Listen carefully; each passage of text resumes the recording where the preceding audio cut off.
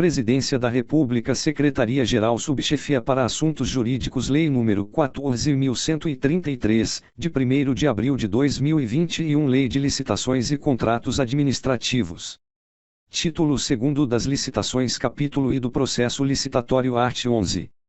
O processo licitatório tem por objetivos, i, assegurar a seleção da proposta apta a gerar o resultado de contratação mais vantajoso para a administração pública, inclusive no que se refere ao ciclo de vida do objeto; segunda, assegurar tratamento isonômico entre os licitantes, bem como a justa competição; terceira, evitar contratações com sobrepreço ou com preços manifestamente inexequíveis e superfaturamento na execução dos contratos; quarta, incentivar a inovação e o desenvolvimento nacional sustentável.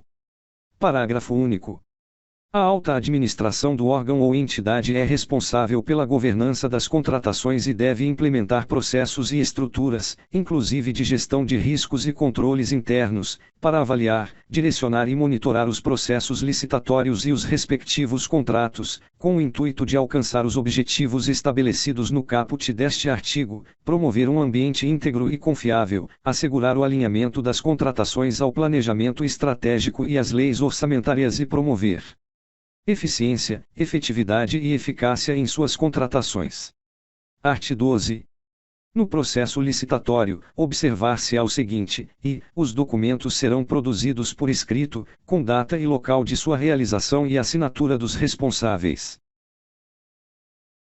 Segunda, os valores, os preços e os custos utilizados terão como expressão monetária a moeda corrente nacional, ressalvado o disposto no art. 52 desta lei. Terceira, o desatendimento de exigências meramente formais que não comprometam a aferição da qualificação do licitante ou a compreensão do conteúdo de sua proposta não importará seu afastamento da licitação ou a invalidação do processo. Quarta, a prova de autenticidade de cópia de documento público ou particular poderá ser feita perante agente da administração, mediante apresentação de original ou de declaração de autenticidade por advogado, sob sua responsabilidade pessoal. V. O reconhecimento de firma somente será exigido quando houver dúvida de autenticidade, salvo imposição legal. Sexta, os atos serão preferencialmente digitais, de forma a permitir que sejam produzidos, comunicados, armazenados e validados por meio eletrônico. Sétima, a partir de documentos de formalização de demandas, os órgãos responsáveis pelo planejamento de cada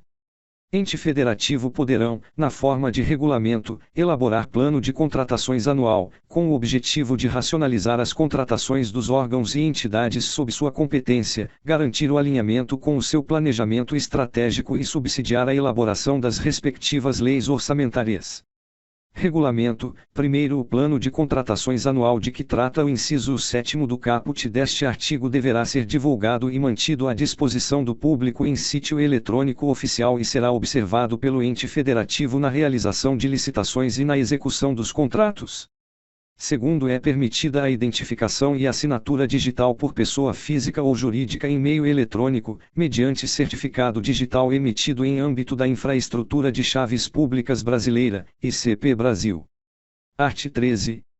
Os atos praticados no processo licitatório são públicos, ressalvadas as hipóteses de informações cujo sigilo seja imprescindível à segurança da sociedade e do Estado, na forma da lei. Parágrafo único. A publicidade será diferida, e, quanto ao conteúdo das propostas, até a respectiva abertura; segunda, quanto ao orçamento da administração, nos termos do art. 24 desta lei. Art. 14.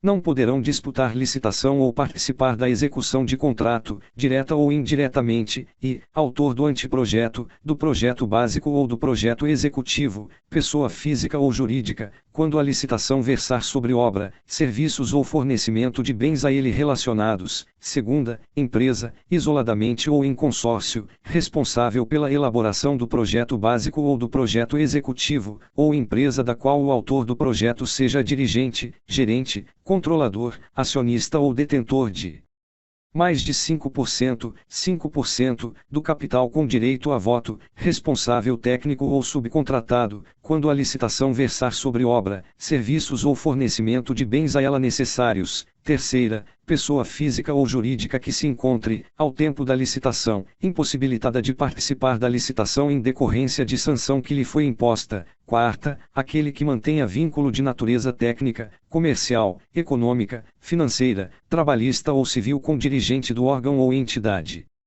contratante ou com agente público que desempenhe função na licitação ou atue na fiscalização ou na gestão do contrato, ou que deles seja cônjuge, companheiro ou parente em linha reta, colateral ou por afinidade, até o terceiro grau, devendo essa proibição constar expressamente do edital de licitação. V. Empresas controladoras, controladas ou coligadas, nos termos da Lei nº 6.404, de 15 de dezembro de 1976, concorrendo entre si. Sexta, pessoa física ou jurídica que, nos 5 anos anteriores à divulgação do edital, tenha sido condenada judicialmente, com trânsito em julgado, por exploração de trabalho infantil, por submissão de trabalhadores a condições análogas às de escravo ou por contratação de adolescentes nos casos vedados pela legislação trabalhista.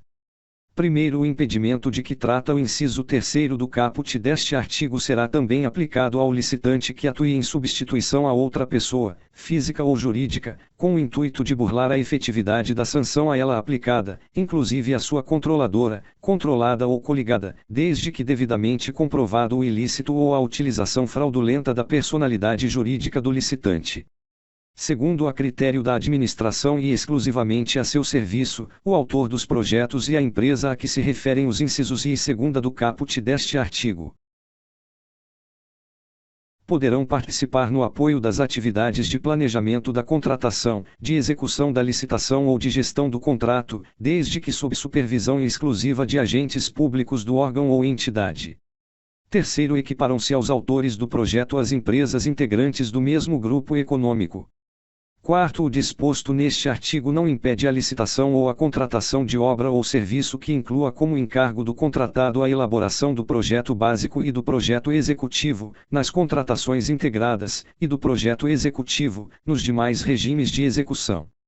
Quinto, em licitações e contratações realizadas no âmbito de projetos e programas parcialmente financiados por agência oficial de cooperação estrangeira ou por organismo financeiro internacional com recursos do financiamento ou da contrapartida nacional, não poderá participar pessoa física ou jurídica que integre o rol de pessoas sancionadas por essas entidades ou que seja declarada inidônea nos termos desta lei. Art. 15.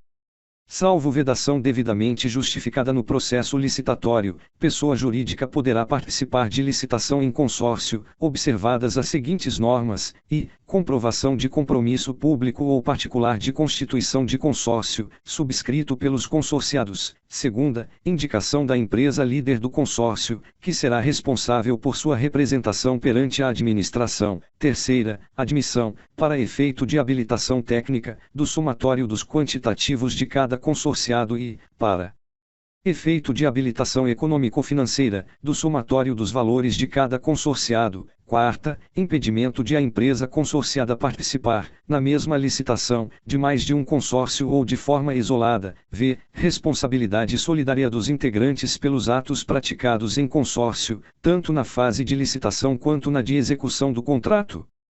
Primeiro, o edital deverá estabelecer para o consórcio acréscimo de 10%, 10%, a 30%, 30%, sobre o valor exigido de licitante individual para a habilitação econômico-financeira, salvo justificação. Segundo, o acréscimo previsto no primeiro deste artigo não se aplica aos consórcios compostos, em sua totalidade, de microempresas e pequenas empresas, assim definidas em lei. Terceiro, o licitante vencedor é obrigado a promover, antes da celebração do contrato, a constituição e o registro do consórcio, nos termos do compromisso referido no inciso I do caput deste artigo. Quarto, desde que haja justificativa técnica aprovada pela autoridade competente, o edital de licitação poderá estabelecer limite máximo para o número de empresas consorciadas. Quinto, a substituição de consorciado deverá ser expressamente autorizada pelo órgão ou entidade contratante e condicionada à comprovação de que a nova empresa do consórcio possui, no mínimo, os mesmos quantitativos para efeito de habilitação técnica e os mesmos valores para efeito de qualificação econômico-financeira apresentados pela empresa substituída para fins de habilitação do consórcio no processo licitatório que originou o contrato. Art. 16. Os profissionais organizados sob a forma de cooperativa poderão participar de licitação quando, a constituição e o funcionamento da cooperativa observarem as regras estabelecidas na legislação aplicável, em especial a Lei nº 5.764, de 16 de dezembro de 1971, a Lei nº 12.690, de 19 de julho de 2012, e a Lei Complementar nº 130, de 17 de abril de 2009, segunda, a cooperativa apresentar demonstrativo de atuação em regime cooperado, com repartição de receitas e despesas entre os cooperados. Terceira, qualquer cooperado, com igual qualificação, for capaz de executar o objeto contratado, vedado à administração indicar nominalmente pessoas. Quarta, o objeto da licitação referir-se, em se tratando de cooperativas enquadradas na Lei nº 12.690, de 19 de julho de 2012, a serviços especializados constantes do objeto social da cooperativa, a serem executados de forma complementar à sua atuação. Art. 17. O processo de licitação observará as seguintes fases, em sequência, preparatória, segunda, de divulgação do edital de licitação, terceira, de apresentação de propostas e lances, quando for o caso, quarta, de julgamento, de habilitação, sexta, recursal. Sétima, de homologação. Primeiro, a fase referida no inciso V do caput deste artigo poderá, mediante ato motivado com explicitação dos benefícios decorrentes, anteceder as fases referidas nos incisos 3ª e 4ª do caput deste artigo, desde que expressamente previsto no edital de licitação. Segundo, as licitações serão realizadas preferencialmente sob a forma eletrônica, admitida a utilização da forma presencial, desde que motivada, devendo a sessão pública ser registrada em ata e gravada em áudio e vídeo. Terceiro, desde que previsto no edital, na fase a que se refere o inciso 4º do caput deste artigo, o órgão ou entidade licitante poderá, em relação ao licitante provisoriamente vencedor, realizar análise e avaliação da conformidade da proposta, mediante homologação de amostras, exame de conformidade e prova de conceito, entre outros testes de interesse da administração, de modo a comprovar sua aderência às especificações definidas no termo de referência ou no projeto básico. Quarto, nos procedimentos realizados por meio eletrônico, a administração poderá determinar, como condição de validade e eficácia, que os licitantes pratiquem seus atos em formato eletrônico.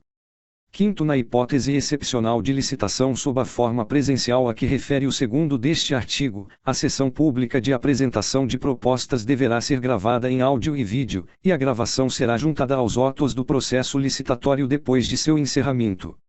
Sexto, a administração poderá exigir certificação por organização independente acreditada pelo Instituto Nacional de Metrologia, Qualidade e Tecnologia, Inmetro, como condição para a aceitação de estudos, anteprojetos, projetos básicos e projetos executivos. Segunda, conclusão de fases ou de objetos de contratos. Terceira, material e corpo técnico apresentados por empresa para fins de habilitação.